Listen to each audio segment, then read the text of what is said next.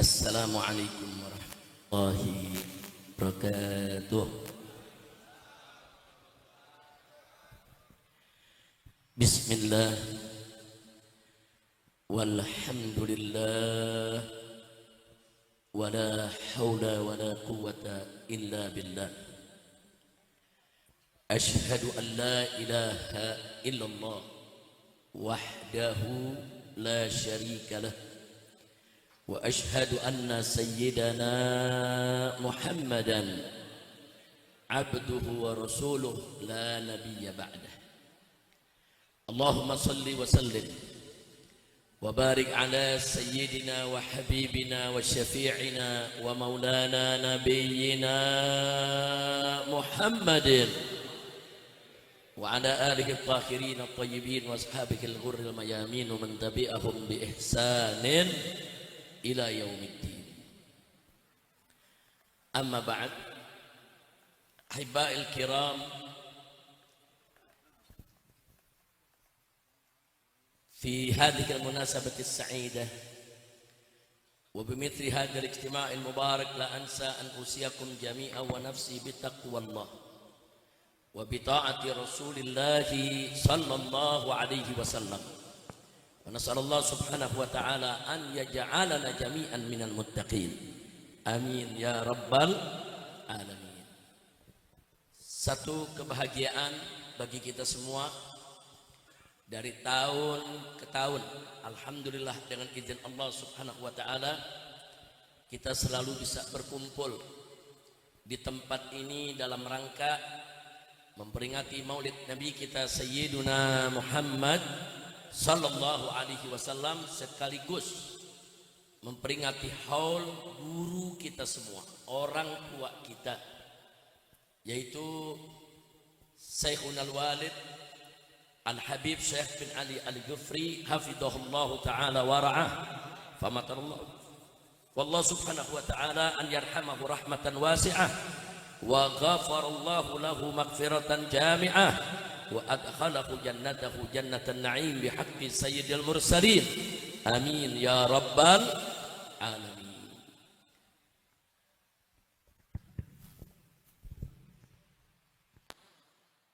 Dan sekaligus juga pada acara haul seperti ini kita bisa bertemu, berjumpa dengan para habaib kita, para kiai kita, para guru-guru kita, wabil khusus kepada keluarga daripada Sahibul Haul, putra putri beliau yang kita cintai sebagai penerus daripada perjuangannya.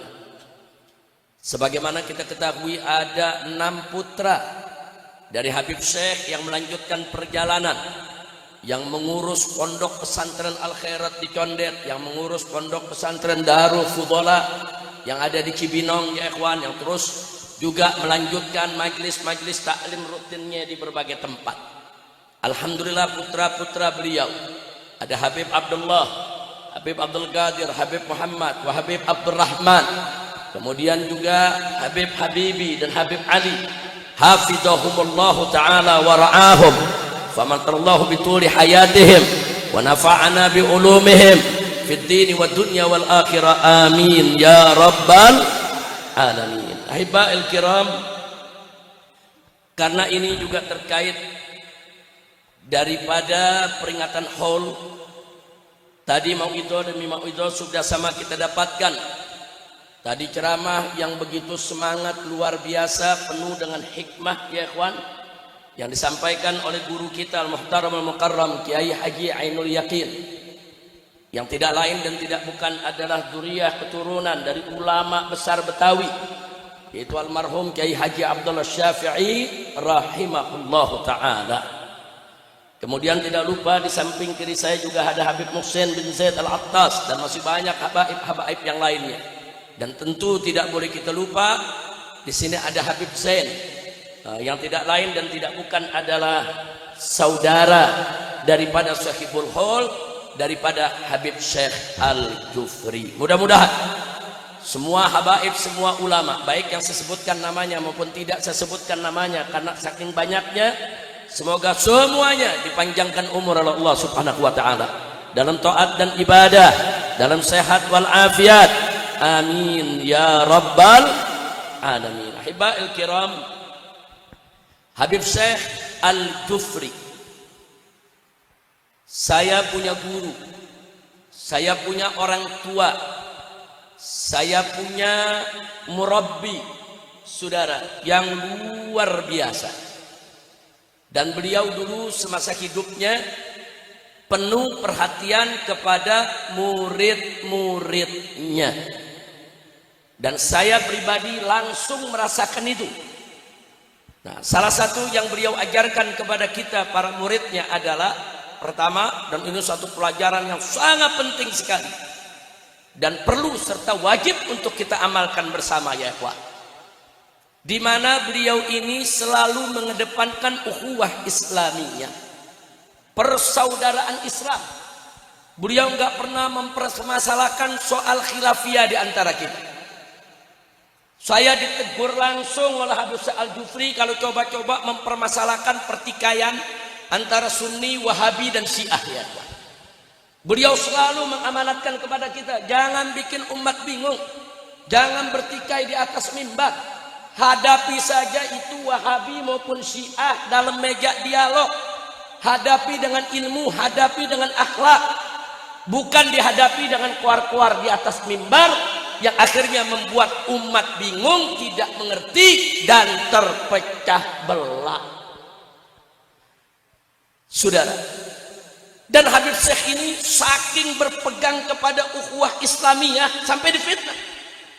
Karena beliau mau duduk dengan Syiah, dialog, akhirnya beliau dituduh Syiah. Karena beliau duduk mau dialog dengan Wahabi, akhirnya beliau yang dituduh Wahabi. Saya tahu betul saya punya guru bukan Syiah, bukan Wahabi. Lo sunnah tulen 1000 karat, ya. Karena saya belajar langsung kepada beliau. Dan sampai saya sudah keliling ceramah di mana-mana tempat, tetap beliau kontrol, ada salah ngomong, ditegur, ditelepon. Habib Rizik tadi di sana bicara apa? Nah, tolong lain kali itu diperjelas, jangan sampai umat nanti salah paham. Jadi beliau selalu, makanya sampai hari ini saya selalu mengikuti jalannya, saudara, di dalam menghadapi Syiah dan Wahabi. Ayo kita dialog, duduk, diskusi dengan ilmu, dengan akhlak, bukan dengan otot, bukan dengan caci maki, apalagi dengan persekusi. Sudah, nggak ada itu Habib Syekh ngajarin bubarin pengajian, nggak ada, ya. Persekusi itu pengajian, nggak ada, sudah. Jadi betul-betul kita diajarkan diskusi dengan ilmu, diskusi dengan akhlak, sampai akhirnya beliau difitnah. Sama seperti yang saya alami sekarang, karena saya ini murid Habib Syekh, mengikuti thariqahnya. Akhirnya saya pun sekarang, saudara, kalau duduk sama Wahabi dituduh Wahabi, saya duduk sama Syiah dituduh Syiah. Untung duduk sama pendeta nggak dituduh Kristen. Inna lillahi wa inna ilaihi raji'un. Dan ternyata fitnah tersebut terus berkembang sampai sekarang. Ini pondok pesantren Al Khairat yang ada di Condet ini, saudara, ternyata tidak luput juga dari fitnah sampai hari ini. Saya masih dengar, saudara, awas jangan masuk Al Khairat, itu sekolah Wahabi. Awas jangan masuk Al Khairat, itu sekolah Syiah. Inna lillahi wa inna ilaihi raji'un. Apa mereka tidak tahu Al Khairat ini didirikan sejak awal, diasuh, dibina, diawasi, saudara, oleh seorang habib ulama besar yang merupakan garda terdepan daripada benteng Ahlus Sunnah wal Jamaah. Maka itu saya minta semua umat Islam yang ada di Condet ini khususnya, bahkan seluruh Jakarta pada umumnya, fitnah-fitnah semacam ini hapus. Jangan didengerin, saudara. Sebetulnya mereka-mereka yang memfitnah itu hanya ingin menggembosi supaya umat yang Ahlus Sunnah ini jangan ada yang masuk Al Khairat. Hanya ingin menggembosi supaya saudara Al Khairat ini bisa bubar.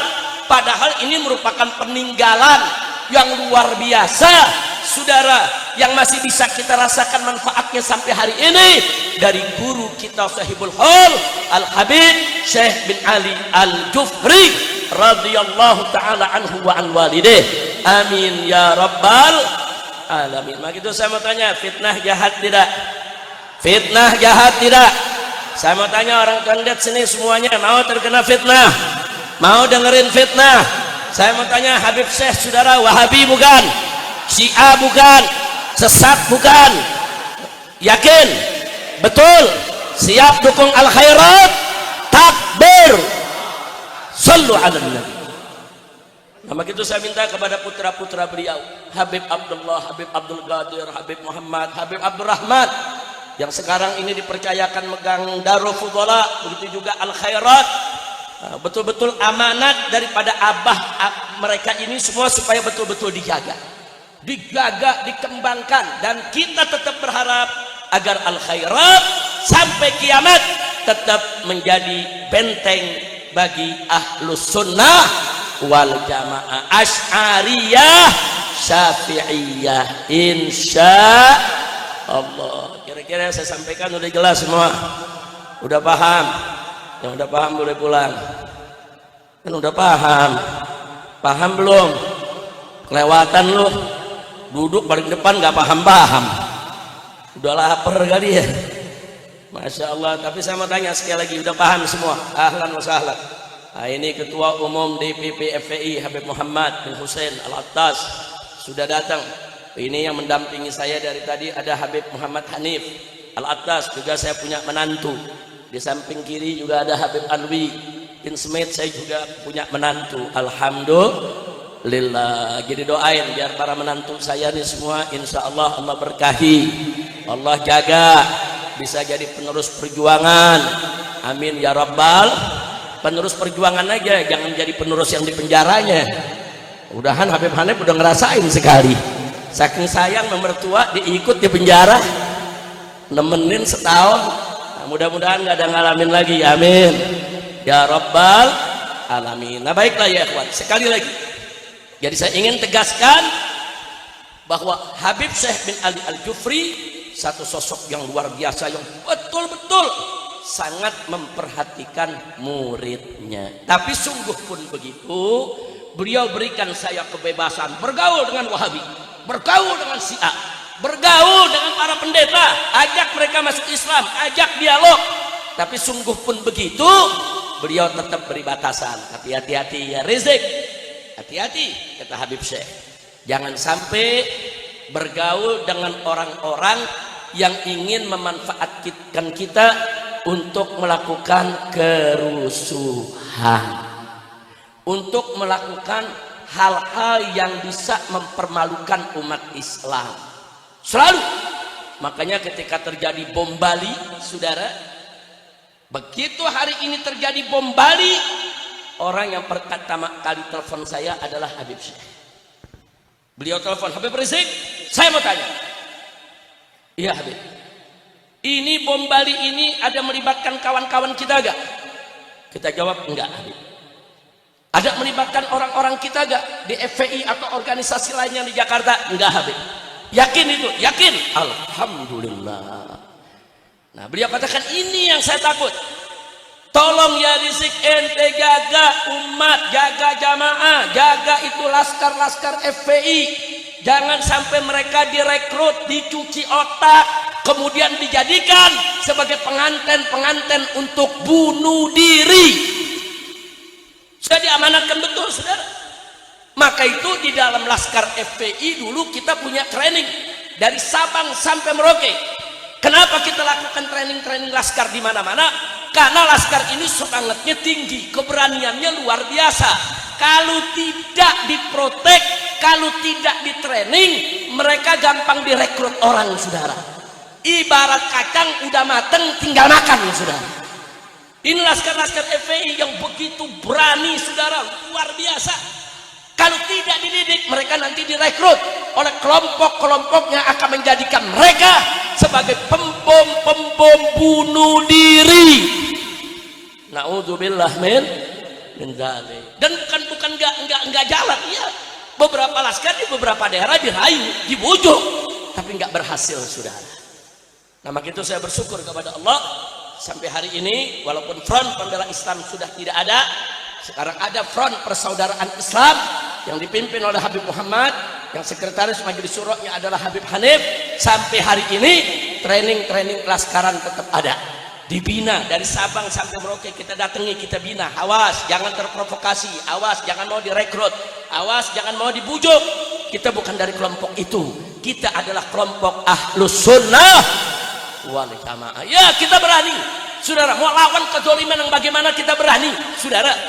Enggak, Laskar FPI enggak pernah takut saudara, enggak pernah takut. Tapi jangan sampai keberanian kita dimanfaatkan orang untuk hal-hal yang melanggar syariat Islam.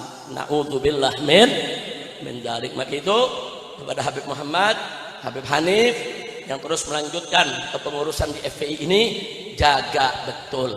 Nah saudara, ajaran semacam ini saya dapatkan dari Sahibul Hol. Walaupun Habib Syekh ini bukan orang yang suka demo, bukan, tapi jangan lupa murid-murid Habib saya yang suka turun ke jalan banyak saudara.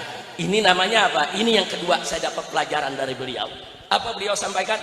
Habib Rizik, kita bagi tugas.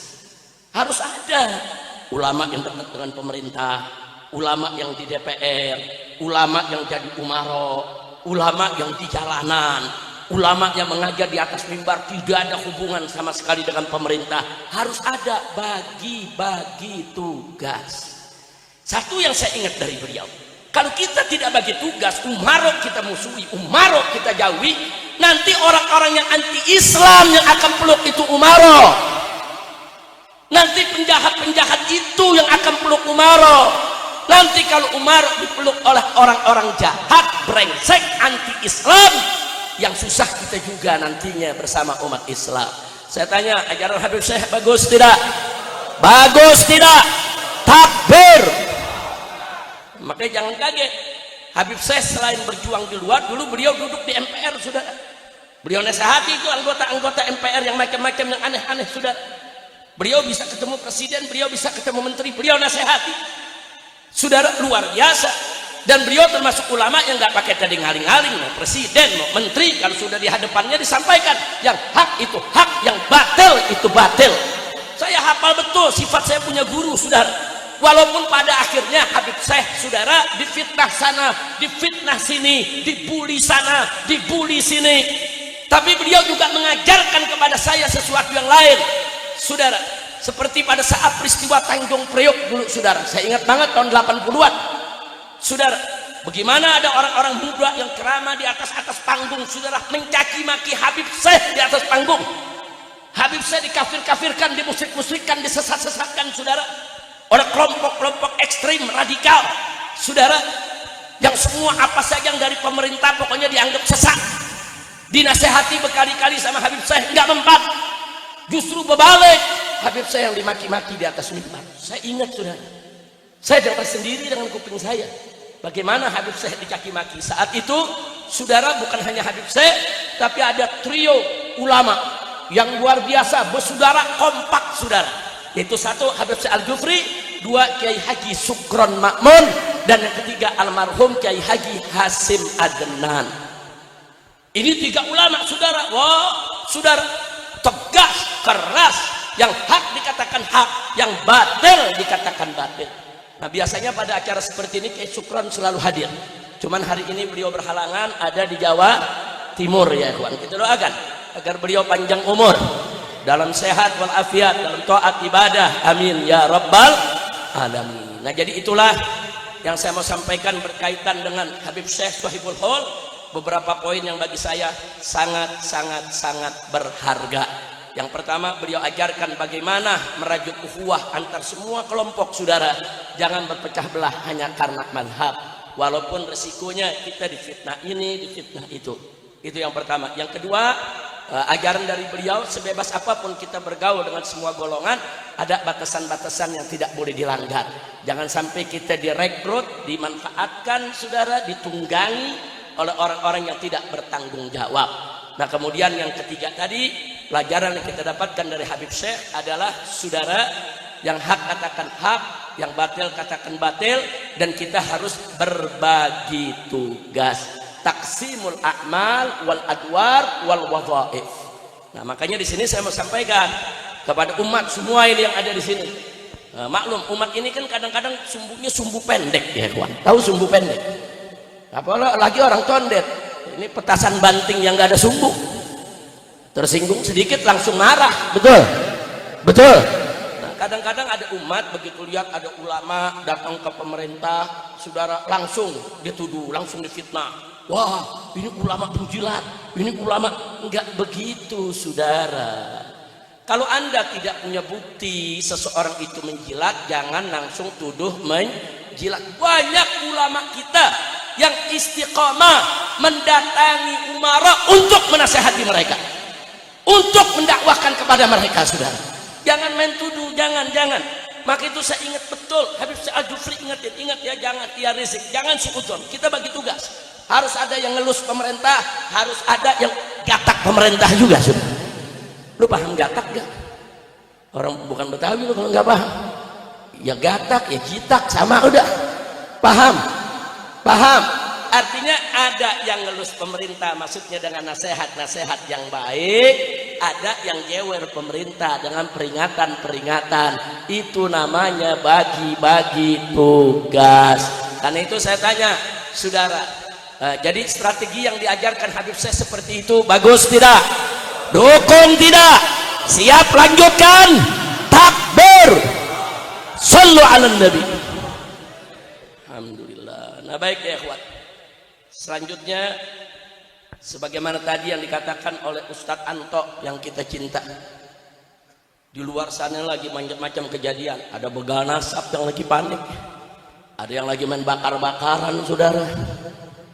Ini luar biasa nih, polisi di mana-mana dimusuhin, mobilnya dibakar, udah macam-macam tuh. Ada yang alhamdulillah di sana. Tuh ketahuan tuh pernah digaplokin polisi itu. Ya, makanya polisi merakyat, betul. Polisi itu merakyat mesti baik, mesti ngopeni, mesti ngayomi, sehingga kalau polisi diperlakukan seperti ini, masyarakat simpatik sama polisi, betul. Tapi kalau polisinya bikin susah rakyat, kita hilang ayam lapor, jadi hilang kambing. Ya kemarin ada perempuan lapor, saudara, saya nih diancam orang. Saudara, enggak diladeni, sampai akhirnya enggak sampai sebulan perempuan itu dibunuh sama orang. Di mana polisi itu dibayar, digaji, kagak keamanan, ada laporan, layani. Betul. Lu kelihatan disakitin semua. Jangan-jangan dia yang bakar pos polisi di depan kan itu. Saya dari Jakarta, dari Petamburan kemari di jalanan, saudara, pintu tol udah dibakar semua. Pos-pos polisi dari Selipi dibakar, kawang kompor dibakar, sampai ke Cililitan dibakar. Lu yang ngebakar kali lu. Astagfirullahaladzim. Kita nih, saya yakin di sini ada Kiai Haji Ainul Yakin, ada Habib Abdurrahman, Habib Hanif. Kita semua nih prihatin, saudara. Maunya kita, kalau polisi itu dimusuhi sedemikian rupa, maunya kita tuh simpatik. Tapi mau bilang apa? Emang polisinya ngeselin? Betul. Cuman betul-betul aja loh. Habib ngalamin juga, ya kan 6 pengawal gue dibunuh. Ayo saya mau tanya, 6 santri saya ngawal saya, yang bunuh siapa? Jawab yang kompak, yang bunuh siapa? Tuh udah mulai panas lu pulang dari sini awas nih nyerbu polisi. Kesian Kiai Ainul Yakin habis ceramah ditangkap juga. Polisi tanya, yang ceramah siapa itu? Umat nggak sebut Habib Rizik, udah ketahuan dah kalau Habib Rizik. Ada tuh lagi siapa? Kiai Haji Ainul Yakin. Surat panggilan dah depan polisi, boleh mencamcak begini dah. Tapi insyaallah kita doain selamat Kiai Ainul Yakin, amin ya rabbal. Apalagi yang duduk di samping nih, 10 tahun jadi imam FPI belum pernah dipenjara, kayaknya nunggu giliran. Insyaallah Habib Hussein selamat dunia akhirat, amin. Nah, jadi saudara, yang ingin saya sampaikan di sini, saudara, di dalam peringatan Maulid ini, yuk saya mau ajak baik para habaib, para ulama, para umaro, begitu juga umat, lewat peringatan Nabi ini, jadikanlah Nabi sebagai uswatun hasanah. Saudara, karena cinta kepada Nabi tidak cukup hanya dengan dinyatakan cinta. Cinta kepada Nabi Shallallahu Alaihi Wasallam tidak cukup hanya dengan kita banyak bersolawat saja. Tapi ada yang lebih penting dari itu semua. Allah nyatakan dalam Al-Quranul Karim, faqala ta'ala, qul in kuntum tuhibbunallah fattabi'uni yuhibbukumullah. Shadaqallahul azim. Luar biasa. Saudara, singkat, padat, ringkas, jelas. Saudara, taujihun ilahiyun. Ini arahan Allah dalam Al-Quran jelas. Allah nyatakan kepada Nabi kita Sayyiduna Muhammad Sallallahu Alaihi Wasallam, qul, katakan wahai Nabi, katakan wahai Rasul, katakan itu kepada kau punya umat, katakan kepada mereka, sampaikan kepada mereka. Apa yang harus diucapkan, apa yang harus dikatakan, apa yang harus disampaikan? In kuntum tuhibbunallah, sampaikan kepada umatmu, jika kamu sekalian sungguh-sungguh cinta kepada Allah, jika kamu, hei umat Islam semuanya, betul-betul cinta kepada Allah, fattabi'uni, maka ikutilah aku, yaitu ikuti Nabi. Saudara, Allah yang suruh, katakan ya Muhammad, hei umat Islam, kalau kalian semua sekalian cinta kepada Allah, ikuti aku sebagai Nabi. Ikuti. Nah, kalau umat sudah ikut Nabi, apa Allah katakan? Yuhibbukumullah. Niscaya Allah pasti akan cinta kepada kamu sekalian. Subhanallah. Di sini ada dua perkara penting yang sangat prinsip untuk kita garis bawah. Yang pertama, jika kamu cinta kepada Allah, ikuti Nabi. Yang kedua, kalau kamu ikut Nabi, Allah cinta sama kamu. Artinya apa, saudara? Artinya dua pelajaran yang bisa kita ambil dari ayat tadi, bahwa ikut Nabi, ittiba'un Nabi Sallallahu Alaihi Wasallam, mutaba'atul Rasul Sallallahu Alaihi Wasallam, bahwa mengikuti Nabi itu satu syarat bukti cinta kepada Allah. Yang dua, bahwa ikut Nabi itu adalah syarat untuk dicintai Allah. Jadi syarat mencintai Allah dan syarat untuk dicintai Allah, wajib kita ikut Sayyiduna Muhammad Sallallahu Alaihi Wasallam. Jadi buat apa kita memperingati maulid, memperbanyak sholawat, saudara, kalau kita nggak mau ikut Nabi? Memperbanyak sholawat itu perbuatan bagus, luar biasa. Memperingati maulid Nabi ini juga bagus, luar biasa. Tapi satu hal yang kita tidak boleh lupa, saudara, implementasi dari rasa cinta kita kepada Allah dan Rasulnya adalah ikuti ajaran Nabi. Siapapun manusianya, Habib wajib ikut Nabi, Kiai wajib ikut Nabi, Presiden wajib ikut Nabi, Jenderal wajib ikut Nabi, semuanya wajib. Pegawai negeri wajib ikut Nabi, pedagang wajib ikut Nabi, kepala rumah tangga wajib ikut Nabi. Saudara, umat Islam seluruhnya wajib ikut Nabi. Sudah, nggak ada tawar menawar. Kalau soal ikut Nabi tidak ada tawar menawar, saudara. Kenapa? Karena taat kepada Nabi itu mutlak. Apa artinya mutlak, saudara? Artinya apa saja yang diperintahkan Nabi, diajarkan Nabi, amalkan. Dan apa saja yang dilarang oleh Nabi, tinggalkan. Mutlak. Nggak ada tawar menawar, saudara. Dan kita punya pelajaran lain. Kalau taat kepada Nabi sampai begitu mutlak, itu sebagai bukti apa? Bukti bahwa Nabi kita sempurna. Enggak, nantinya kalau Nabi tidak sempurna, mana mungkin kita dituntut untuk taat secara mutlak, saudara. Kalau taat secara mutlak kita diperintahkan oleh Allah, itu sudah cukup jadi bukti bahwa Nabi manusia yang sempurna. Makanya jangan ragu-ragu menjadikan Nabi sebagai uswatun hasanah. Wallahu subhanahu wa ta'ala qala, laqad kana lakum fi rasulillahi uswatun hasanah. Jadiin dong Nabi sebagai uswah dalam kehidupan kita, saudara. Sekarang mari kita lihat, saudara, apa yang terjadi di kita punya negeri saat ini, saudara. Karena kita rame-rame tidak ikut Nabi. Saudara, Umaro rame-rame nggak ikut Nabi. Sudah, Nabi mengharamkan judi, justru banyak Umaro yang terlibat judi. Nabi mengharamkan minuman keras, justru Umaro yang mengizinkan melegalkan pabrik minuman keras. Saudara, karena nggak mau ikut Nabi, ini yang terjadi saat ini, saudara. Jadi kalau saya ditanya, Habib ini kenapa nih di mana-mana banyak kerusuhan? Ya pada sok pinter, nggak mau ikut hukum Nabi. Kan Allah udah taruh hukum, Nabi udah taruh hukum, dan taat kepada Nabi kan sama dengan taat kepada Allah. Mayuti'ir Rasul faqad atau Allah. Barang siapa yang taat kepada Rasul, sama berarti dia taat kepada Allah. Ini lagi-lagi menjadi bukti Nabi itu sempurna. Kalau nggak sempurna, mustahil taat kepada Nabi sama dengan taat kepada Allah. Justru karena Allah nyatakan taat kepada Nabi adalah taat kepada Allah, itu menunjukkan Nabi manusia sempurna. Ada umarah, ada anggota dewan betina ngomong seenaknya di TV. Nggak ada manusia yang sempurna, termasuk Nabi Muhammad nggak sempurna. Lalu mau menyanyi, dia ngaji di mana?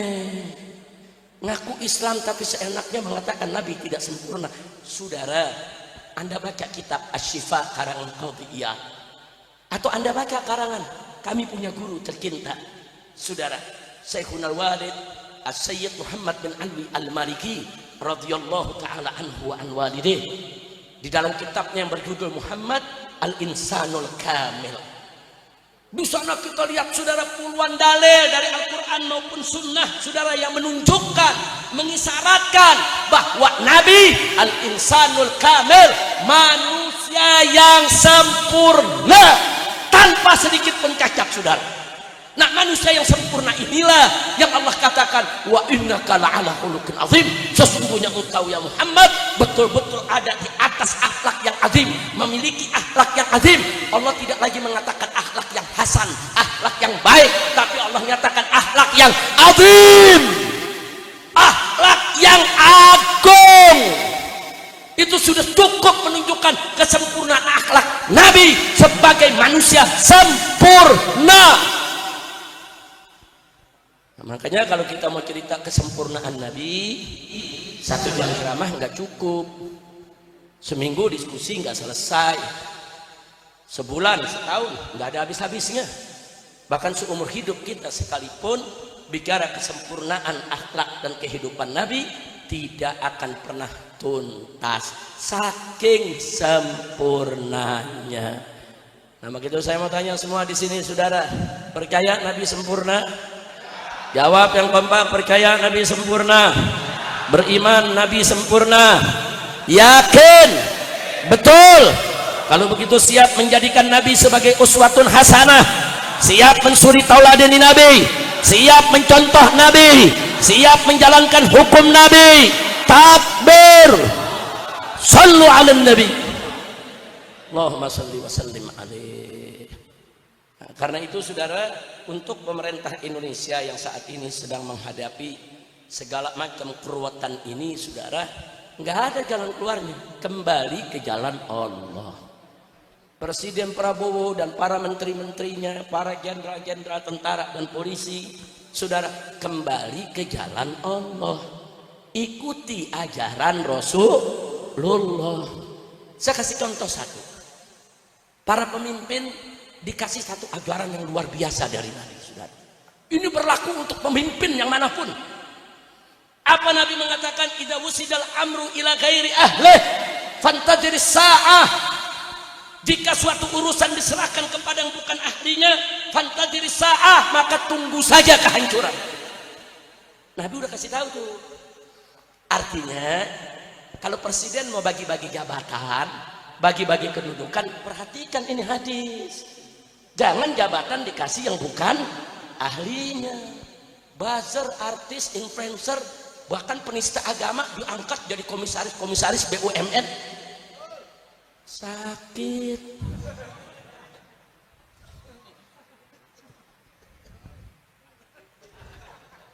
Lo jujur, sakit tidak? Itu bukan jabatan sembarangan, ratusan juta gaji bulanannya. Ada apa, saudara? Di Indonesia ini orang pintar banyak, orang baik banyak, orang yang bisa bekerja dengan benar banyak. Kenapa harus ngambil yang goblok, yang tolol jadi pemimpin? Nabi udah kasih tahu, kalau urusan diserahkan kepada yang bukan ahlinya. Bukan ahlinya itu seperti apa? Seperti orang goblok, tolol, gak punya kemampuan, saudara, lemah imannya dan lain sebagainya. Fantadhir sa'ah, tunggulah kehancurannya. Maka jangan kaget, saudara, gara-gara menterinya ini nggak beres, saudara, menteri orang terlibat judi masih dipakai jadi menteri. Ada apa, saudara? Menteri yang udah jelas terlibat korupsi masih dipakai jadi menteri, saudara. Itu namanya miara koruptor. Terus Indonesia ini berkah. Berkah dari mana, saudara? Kalau mau berkah, angkat menteri yang benar. Ini dari zaman Jokowi kemarin, ini pengangkatan menteri serba nggak benar, saudara. Sampai sekarang dilanjutkan, saudara. Kemarin zaman Jokowi, saudara, menteri pendidikan diambil dari bos Gojek. Apa hubungannya? Bos Gojek jadiin menteri transportasi, menteri perhubungan, pantas, betul. Menteri pendidikan. Udah gitu seorang bankir, ahli perbankan, saudara, diangkat jadi menteri kesehatan, sampai sekarang masih diangkat lagi. Akibatnya apa? Akibatnya rumah sakit dibisniskan. Maka itu sekarang berobat mahal, berobat dibisniskan. Bahkan dokter kalau nggak paksa pasiennya untuk CT scan, untuk MRI, untuk pakai alat-alat yang canggih, bayar mahal, dokter bisa diberhentikan, saudara. Gila ini negeri, saudara. Ada apa? Oh, kalau saya mau buka satu persatu, saudara, sampai besok pagi nggak selesai ini ceramah, saudara.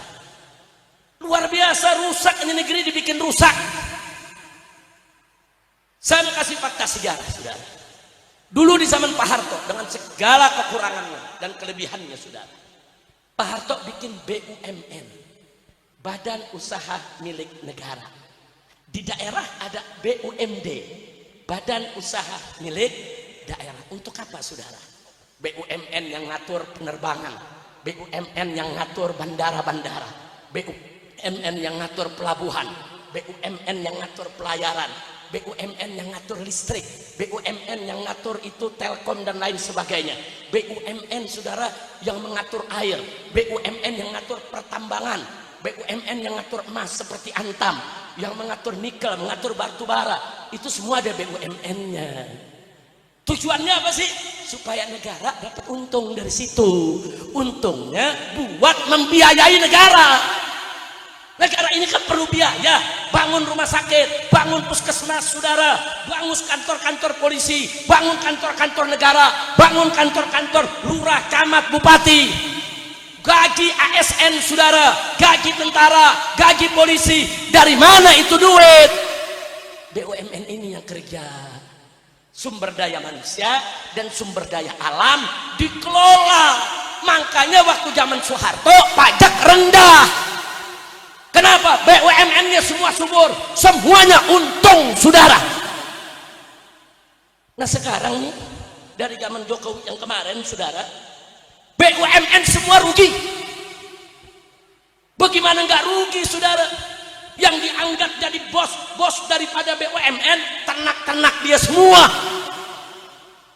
Apa yang nggak ngerti ngurus BUMN? Dikasih jabatan komisaris BUMN, direktur BUMN. Akhirnya, saudara, 10 tahun BUMN digeragoti, bangkrut semuanya. Bangkrut bisa rugi, PLN bisa rugi. Padahal masyarakat nggak boleh telat bayar. Telat bayar dicabut, betul? Bisa rugi triliunan. Rugi. Tanpa saingan bisa rugi. Saudara, apa? Pertamina rugi triliunan. Nggak ada saingan bisa rugi, saudara. Ini negeri apa? Kenapa bisa rugi? Karena dikorupsi, digarong, dirampok oleh orang-orang yang tidak bertanggung jawab tadi, saudara. Kacau tidak? Kacau tidak? Saudara. Nah sekarang begitu udah bangkrut, duit nggak ada, saudara. Menteri Keuangan mikirnya apa? Ya udah kalau gitu pajakin aja rakyat. Kalau cuma mau jadi tukang palak, jangan jadi menteri. Betul? Lu menteri apa preman? Kalau preman emang tukang palak. Nah kalau menteri kok jadi tukang pajak, saudara? Semua dipajakin, saudara. Semua cuman buang angin nih, mau ada pajaknya, saudara. Hati-hati lu, dikit lagi bertahap bayar pajak lu. Kacau tidak? Kacau tidak? Ada bilang, Habib kenapa sih lagi acara maulid ame holko cerita begini? Amar ma'ruf nahi munkar bagian daripada dakwah Islam, saudara. Amar ma'ruf nahi munkar harus disampaikan kepada umat. Ini kemungkaran politik, kemungkaran ngatur negara, nggak boleh dibiarkan, betul? Anggota dewan, saudara, menteri-menterinya, kalau rakyat mengeluh jawab seenaknya.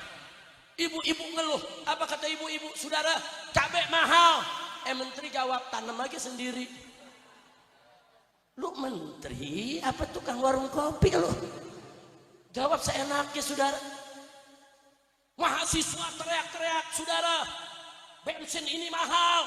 Tukang ojek teriak, bensin mahal. Apa kata pemerintah? Jangan beli bensin. Nah tuh motor tukang ojek mau pakai kencing. Kok jawabnya enggak? Jawab enggak akhlak, saudara. Jawab yang akhlak. Betul. Ini yang bikin masyarakat marah. Ada lagi menteri, saudara. Udah belasan, saudara, puluhan jabatan dia pegang. Mahasiswa teriak, Indonesia gelap. Protes ini mahasiswa, saudara. Apa yang gelap? Yang dia jawab, yang gelap muka lu. Kalau lu nggak suka di sini gelap, sono lu pergi dari Indonesia. Diusir.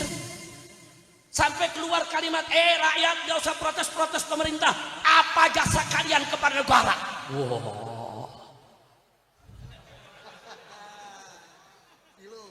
Kacau. Saya mau tanya, menteri begini kacau tidak? Nah sekarang rakyat nanya, Beb, emang kita punya jasa negara? Nah lu pusing kan? Baik, saya mau tanya sekarang, jawab yang jujur. Anda beli makanan ke Indomaret, Alfamaret, di market lah, kena pajak gak? Makan di restoran ada pajak gak? Beli baju ada pajaknya gak? Beli PC ada pajaknya gak? Ada. Gaji yang jadi pegawai negeri kena pajak gak? Pegawai swasta kena pajak gak? Semua kena pajak ya, kawan. Bini kita ngelahirin di rumah sakit, begitu kita lihat tagihan ada pajak. Tuh anak baru lahir, sistem udah kena pajak. Ayo saya tanya, saudara, itu pajak buat apa? Buat negara bukan? Buat negara, betul. Berarti Anda semua bayar pajak gak ke negara? Berarti rakyat bantu negara tidak? Berarti rakyat berjasa tidak kepada negara? Takbir! Jadi rakyat jangan mau dibodohi, rakyat nggak berjasa. Wah kepret loh. Rakyat udah berjasa, 275 juta rakyat Indonesia yang semuanya bayar pajak. Berapa ribu triliun untuk uang terkumpul untuk bangun dan membiayai negara, betul? Takbir! Ini menteri ngomong seenaknya, jangan-jangan dia nggak pernah bayar pajak. Dia nih nggak pernah bayar pajak. Belakangan bener terungkap, ternyata anggota DPR pajaknya dibayarin negara. Kita disuruh bayar pajak, anggota DPR dibayarin negara. Kurang ajar gak? Makanya rakyat marah, minta DPR dibubarin. Sampai sini ngerti? Udah paham? Udah nggak usah diterusin ya? Udah terus. Ini baru gigi 1 nih. Kalau gua gas sampai gigi 7 urusannya bakar-bakaran. Na'udzubillah min dalik. Enggak, umat Islam bukan tukang bakar-bakaran, betul. Tapi jangan coba-coba ganggu umat Islam, betul. Itu baru anak muda mahasiswa yang turun, udah pada keok tuh polisi. Bagaimana umat yang turun rame-rame, betul? Kira-kira kalau umat Islam turun rame-rame, polisi bisa digulung tidak? Bisa tidak? Takbir! Shallu ala Nabi. Tapi bukan itu yang umat Islam minta, bukan. Bapak Presiden, yang saya hormati dan saya cintai, Anda ini urus negara, bukan ngurus pabrik, bukan lagi ngurus travel, bukan. Anda ini mengurus negara yang penduduknya 275 juta orang. Anda harus perhatikan sandang, pangan, papan, termasuk pendidikan dan kesehatan mereka. Bagaimana mereka supaya bisa dapat pakaian mudah, dapat makanan mudah, dapat rumah mudah, dapat pendidikan buat anak-anaknya mudah, dapat kesehatannya juga mudah. Itu yang Anda harus urusi. Bukan bagi-bagi jabatan ke buzzer. Buzzer gak ngerti apa-apa dibagi-bagi jabatan di BUMN. Pantas saja BUMN pada rugi semua sudah. Betul? Betul? Kacau tidak? Kacau tidak? Nah maka itu sekarang kita minta kepada Bapak Presiden, itu buzzer yang jadi komisaris, jadi dirut di BUMN, pecat semuanya. Setuju? Setuju? Berhentiin mereka semua. BUMN ini dari rakyat, oleh rakyat, untuk rakyat. Bukan untuk pengkhianat, bukan untuk koruptor, bukan, saudara. Kalau BUMN ini jumlahnya ratusan, kalau semuanya mengais keuntungan, rakyat nggak perlu bayar pajak, saudara. Tolong lakukan itu. Udah gitu apa? 30 wakil menteri, ada rangkap jabatan. Ada apa rangkap jabatan? Saudara, sarjana kita banyak yang nganggur, nyari kerja susah. Ambil mereka duduk di sana. Jangan yang sudah dapat jabatan, dapat jaminan, udah dapat gaji ratusan juta, ditambah lagi sama jabatan lain yang gajinya juga ratusan juta. Kurang ajar. Kira-kira jelas tidak? Ya udah dah. Kalau saya bicarakan di sini Prabowo nggak denger juga. Udah cukup begitu aja, udah cukup. Memang lu Prabowo? Bukan. Lu presiden bukan? Bukan. Lu ya nggak ada hawa-hawanya. Udah jangan diterusin, jangan diterusin. Bikin sakit jantung aja. Ini kesian yang punya sakit jantung bisa ada serangan jantung. Nauzubillah min menjalik. Begini aja, kami udah usulkan supaya Bapak Presiden kita dan Bapak-Bapak menterinya, ini kan kondisi lagi kacau, ini kan rawan, ini bisa chaos di mana-mana. Ini baru pembukaan, hati-hati. Dan kalau sudah chaos begini, saudara, kelompok-kelompok politik yang menunggangi juga banyak. Yang punya kepentingan, yang ini nunggangin, yang ini nunggangin, yang ini nunggangin. Hati-hati. Saya udah pengalaman betul udah kalau urusan turun semacam ini. Nah karena itu sebelum saya tutup, kita minta kepada Bapak Presiden segera panggil para habaib yang istiqomah, panggil para kiai yang istiqomah, panggil ormas Islam yang istiqomah, duduk dialog dengan mereka. Jangan kiai cuman dijadi pemadam kebakaran, orang lagi ribut disuruh semprot biar adem, nggak bisa. Dari kemarin mestinya dari tahun lalu begitu dilantik, undang ulama, undang habaib, undang kiai, tanya apa usul Anda semua supaya pemerintahan saya ini bersih, bagus, makmur, sejahtera, berkah. Undang. Saudara, jangan yang diundang cuman ulama istana. Saudara, kan ulama yang istiqomah. Ulama itu ada dua, ada ulama khair, ada ulama su. Ada ulama benar, ada ulama-ulamaan. Ulama yang benar ngajak kita ke sorga, ulama-ulamaan ngajak kita ke sorga-sorgaan. Ayo ente semua mau masuk sorga apa sorga-sorgaan? Sorga apa sorga-sorgaan? Jadi kalau gitu mau ikut ulama atau ulama-ulamaan? Siap ikut ulama? Takbir. Nah sekarang saya tanya, kalau Bapak Presiden mengundang habaib, mengundang ulama, mengundang ormas Islam, ajak mereka dialog, diskusi, suruh kritisi Presiden saudara, berikan saran-saran yang solutif. Setuju tidak? Setuju tidak? Dukung tidak? Takbir. Jangan yang diundang Abu Janda, yang diundang Ade Armando, yang diundang begal nasab. Iya, nasab aja dibegal apa lagi duit loh. Jangan undang yang lurus. Setuju tidak? Nah, jadi saya nggak mau bicara panjang lebar lagi di sini. Kalau makanya tadi saya katakan, kalau mau diurai sampai pagi nggak selesai. Problem bangsa ini besar. Cuman saya ingin menyampaikan, sebetulnya dari setahun yang lalu kami sudah sampaikan. Saya sudah sampaikan baik. Ya, kita dengarkan azan dulu semua, sambil dijawab azannya. Allahu Akbar, Allahu Akbar.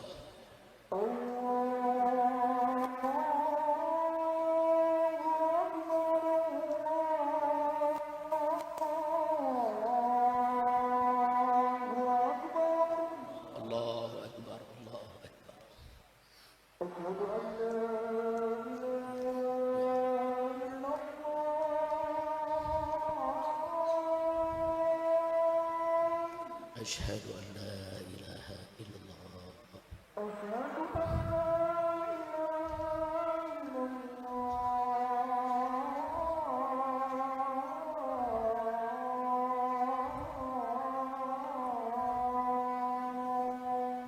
أشهد أن لا إله إلا الله.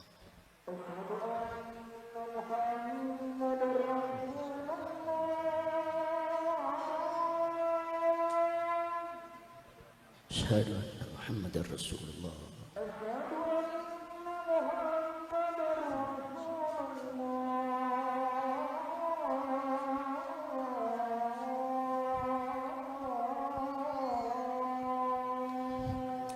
أشهد أن محمدا رسول الله.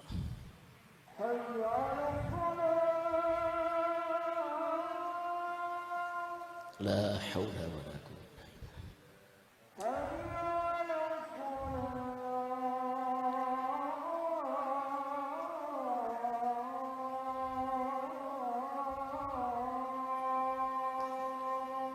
لا حول ولا قوة. لا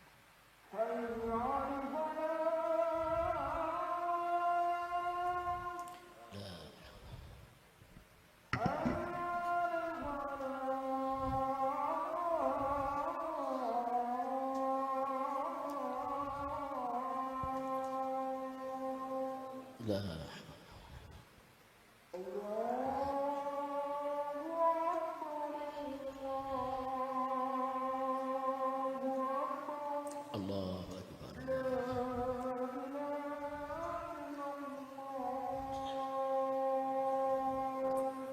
لا إله إلا الله. لا إله إلا الله محمد رسول الله صلى الله عليه وسلم. اللهم رب هذه الدعوة التامة صلاة القائمة سيدنا محمد الوسيلة والفضيلة والشرف درجة العالية الرفيعة وابعثه مقاما محمودا وأنت إنك لتخلف الميعاد. رب اغفر لي ولوالدي وارحمهما كما. اللهم سلمنا وسلم المسلمين برحمتك يا ارحم الراحمين. الحمد لله رب العالمين. Taqabbalallahu minna wa minkum fataqabbal ya karim. Nah, karena waktu sudah masuk zuhur, saya hanya sedikit saja melanjutkan. Setelah itu kita tutup. Setuju? Setuju? Alhamdulillah. Ini waktu zuhur, saudara. Waktu azan tadi kita sama-sama panjatkan doa kepada Allah agar negeri kita aman, damai, tenang, makmur, sejahtera, dan agar kita dapat pemimpin-pemimpin yang baik. Amin ya rabbal alamin. Nah, jadi saya ingin menambahkan, sebetulnya dari setahun yang lalu, dari sebelum presiden dilantik, kita sudah berikan saran, kita sudah sampaikan kepada mereka, kalau Presiden Prabowo mau menjadi presiden yang dicintai habaib, dicintai ulama, dicintai oleh umat Islam, bahkan dicintai oleh seluruh rakyat Indonesia, maka saran saya cuma satu: Jokowi dan kroni-kroninya jangan lagi dipakai dalam pemerintahan Prabowo. Itu aja. Itu aja, saudara. Jangan dipakai. Saya sebutkan satu persatu nama-namanya. Saya sebutkan ada sekian belas, saudara, sekian puluh. Saya sebutkan, ini jangan dipakai. Kalau Anda pakai, Anda akan rusak, dibuat hancur. Sudah kita sampaikan dari setahun yang lalu. Tapi yang terjadi apa? Begitu pelantikan, begitu dibentuk kabinet, yang kita sebutin justru dipakai semua. Inna lillahi wa inna ilaihi. Oh, saya anggap, oh kalau gitu nggak mau dengar nasihat, ya terserah. Terserah kalau nggak mau dengar nasihat, ya. Akhirnya sekarang kejadian, berbagai macam kejadian, coba kita lihat. Mulai dari pagi kemarin rakyat turun rame-rame. Kenapa? Kenapa dipaksa? Pajak naik 250%. Nah, kenapa di daerah-daerah pajak itu banyak naik? Ya karena Kementerian Keuangan menekankan. Ini pendapatan dari daerah mesti besar, di sektor pusat mesti besar. Ini kita punya utang ribuan triliun. Bagaimana cara bayarnya? Ambil aja dari rakyat. Saudara, makanya tadi saya katakan kok menteri jadi preman tukang palak. Saudara, Ibn Khaldun rahimahullahu ta'ala sebagai seorang filosof dalam urusan sosial politik mengatakan kalau suatu negeri saudara sudah mengandalkan biaya pembiayaan negaranya dari pajak, itu tanda kalau negeri itu bangkrut. Saudara, ini negeri bangkrut, nggak usah ditutup-tutupi. Saudara, nggak usah ditutup-tutupi. Jangan dikorbankan rakyat untuk bayar pajak ini pajak itu. Jangan pajak saudara ngekek rakyat. Udah gitu seenaknya menteri mengatakan ya pajak kan sama zakat. Enak betul saudara. Dalam Islam zakat dikenakan kepada orang kaya, orang miskin nggak kena zakat. Pajak miskin kaya dicekek semua. Bahkan yang miskin lebih dicekek. Buktinya mana? Habib jangan memfitnah. Buktinya anggota dewan kaya-kaya nggak kena pajak. Pajaknya dijamin oleh negara. Rakyat yang kecil-kecil saudara, sampai tukang ojek bayar aplikatornya aja begitu besar saudara, belum lagi kena pajaknya. Ini mesti diatur. Pajak itu nyekek rakyat saudara buat ngempanin pejabat. Jadi jangan disamakan pajak dengan zakat. Kira-kira jelas tidak? Bukan, itu bukan solusi. Nah kalau presiden mau tahu solusinya bagaimana, kan dulu kita udah kasih saran, cari yang benar. Kan Nabi udah kasih tahu, idza usidal amru ila ghairi ahli fantadiri sa'a. Kan yang pintar banyak. Saya mau tanya jujur sekali lagi nih sama yang hadir sini, orang Indonesia yang pintar banyak gak? Banyak gak? Yang benar banyak gak? Yang bagus banyak gak? Yang sarjana banyak tidak? Kenapa bukan mereka yang dipakai? Kenapa yang dipakai pelawak? Yang dipakai artis, yang dipakai influencer, yang gak ngerti untuk urus negara? Masya Allah. Nah jadi jangan salahin saya. Kalau di mana-mana, Habib Yusuf marah-marah mulu. Bukan marah. Ini kita dalam rangka amar ma'ruf nahi munkar. Setuju tidak? Setuju tidak? Ya memang amar ma'ruf nahi munkar resikonya banyak. Saudara, ya dipanggil, yang ditangkap, yang dipenjara berkali-kali. Saudara, wah diserbu sama PWI. Nah, itu kan resiko juga. Saudara, kemudian laskar juga, saya punya santri 6 dibunuh. Itu resiko perjuangan, saudara. Tapi kita nggak boleh mundur, enggak. Rakyat ini nggak boleh ditinggal. Ini kalau ulama semua lari, Habib semua lari, umat ditinggal. Ini besok gedung di Jakarta dibakar semua ini, saudara. Benar-benar hati-hati saudara. Makanya ulama dalam kondisi begini, habaib ulama serta kiai nggak boleh ninggalin umat. Ini saat-saat umat betul-betul perlu rangkulan, perlu sentuhan, perlu untuk diajak. Yuk kita bicara bagaimana cara mencari solusi di negeri ini. Insya Allah. Nah karena itu saudara, walaupun nasi sudah jadi bubur, tapi tidak ada kata terlambat bagi pemerintah. Presiden Prabowo 1 tahun ini nggak memperhatikan saran-saran dari ulama untuk memakai pejabat-pejabat yang bagus. Mungkin beliau tersandra, mungkin ada suatu alasan yang kita tidak tahu, saudara. Ya sudahlah, mafat apa yang sudah berlalu biar dia berlalu. Nah ke depan bagaimana cara mengatasinya? Tetap saya punya saran. Yang pertama, Prabowo harus memberhentikan Jokowi dan kroni-kroninya. Setuju tidak? Setuju tidak? Nah, yang kedua, segera undang habaib yang istiqamah, undang ulama yang istiqamah, undang ormas Islam yang istiqamah, ajak diskusi. Saya yakin di Jakarta aja nih kiai-kiai yang pintar banyak. Ada majelis tingginya Fuhab Kiai Haji Sukron Makmun, saudara, undang. Ada Kiai Haji Ainul Yakin dari Asyafi'iyah, ada Kiai Haji Alwi putra daripada Kiai Haji Abdul Rashid, ada Kiai Haji Amir Hamzah di Mampang sini, saudara. Oh banyak. Ada Kiai Haji Lutfi Zawawi, banyak. kalau saya mau sebutkan satu persatu, di Jakarta ini banyak ulama-ulama bagus. Di sekitar Jakarta nggak kalah saudara. Ada Kiai Nasir Zain di di Bogor. Ada kiai lainnya yang bisa diundang. Bahkan di Jawa Tengah, Jawa Timur saudara, undang pimpinan pondok pesantren Sidagiri, undang itu pimpinan pondok pesantren Dalwa, undang yang Tebu Ireng, yang tambak berasnya, yang Lirboyonya saudara, undang Al Anwar di Sarang saudara, itu putra-putra daripada Mbah Maimun Zubair, undang itu ulama-ulama luar biasa saudara. Di Madura ada auranya saudara, Aliansi Ulama Madura, undang mau berapa? 100 ulama, 1000 ulama, 10.000 ulama, undang, ajak mereka ke Jakarta, diskusi bagaimana menyelesaikan persoalan negara, bagaimana cara membayar utang yang sudah lebih dari 10.000 triliun, bagaimana cara kembali menghidupkan BUMN yang bangkrut, bagaimana cara melawan semua sandra-sandra sehingga pejabat tidak bisa berkutik. Undang ulama. Fas'alu ahla dzikri in kuntum la ta'lamun. Allah sudah perintahkan dalam Al-Quran, tanya kepada ahli dzikir, tanya kepada ulama kalau kau tidak tahu. Bukan hanya dalam urusan sholat, puasa, haji, bukan hanya urusan ibadah mahdoh, dalam urusan negara pun tanya ulama. Sudah setuju tidak? Itu saja yang saya mau sarankan saudara. 2, 1, segera singkirkan itu Jokowi dan kroni-kroninya. Insya Allah ulama di mana-mana akan merapat. Amin. Yang kedua, undang ulamanya, undang saudara, undang itu ulama semua, ajak diskusi. Nah pejabat yang termasuk mesti disingkirin Kapolri. Kapolri ini mesti dicopot, mesti diberhentikan saudara. Loh kenapa Habib benci? Bukan soal benci saudara. Kita ini ngalami saudara. Kita bentuk tim hukum.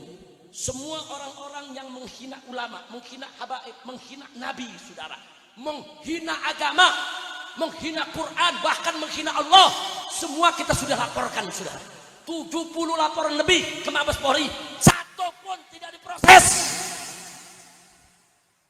Ada apa saudara? Sampai peristiwa di Pemalang saudara, orang-orang yang sengaja merencanakan untuk membunuh saya, menghabisi saya saudara, bukti semua sudah lengkap, sampai hari ini tidak diproses.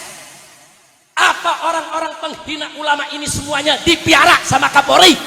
Ada apa Kapolri tidak memproses? Nah, jadi sekali lagi, maka itu yang seperti ini berhentiin. Kapolri yang lain bagus saudara. Di Mabes Polri jenderal-jenderal yang bagus baik. Tanya Kiai Haji Enu Yakin, tanya Habib Hanif saudara. Banyak orang-orang top bintang 2, bintang 3 saudara, banyak. Saudara, jangan diangkat yang model begini, apalagi yang terlibat KM 50, jangan diangkat. Betul, takbir. Setuju Kapolri diganti? Setuju Jokowi dan kroni-kroninya disingkirkan? Setuju, takbir.